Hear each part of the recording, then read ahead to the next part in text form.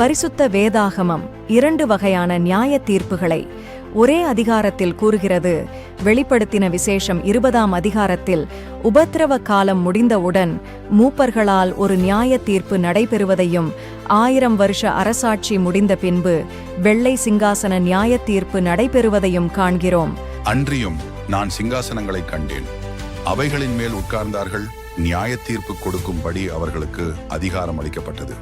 இயேசுவை பற்றிய சாட்சி நிமித்தமும் தேவனுடைய வசனத்து நிமித்தமும் சிரச்சேதம் பண்ணப்பட்டவர்களுடைய ஆத்துமாக்களையும் மிருகத்தையாவது அதன் சொரூபத்தையாவது வணங்காமலும் தங்கள் நெற்றியிலும் தங்கள் கையிலும் அதன் முத்திரையை தரித்து கொள்ளாமலும் இருந்தவர்களையும் கண்டேன். அவர்கள் உயிர்த்து கிறிஸ்துவுடனே கூட 1000 வருஷம் அரசாண்டார்கள். வெளிப்படுத்தினத விசேஷம் 20:4. இது முதலாவது நியாய தீர்ப்பு. பின்பு நான் பெரிய வெள்ளை சிங்காசனத்தையும் அதன் மேல் வீற்றிருக்கிறவரையும் கண்டேன். அவருடைய சமூகத்திலிருந்து பூமியும் வானமும் அகன்று போயின, அவைகளுக்கு இடங்காணப்படவில்லை. வெளிப்படுத்தினத விசேஷம் 20:11.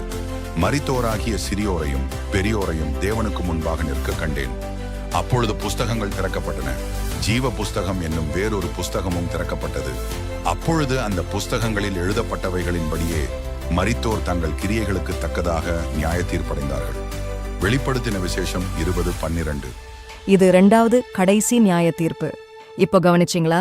நியாய தீர்ப்பு நெருங்குற கடைசி காலம் ஆயிடுச்சு. ஆயத்தப்படுங்க, உங்களோட இருக்கிறவங்களையும் ஆயத்தப்படுத்துங்க.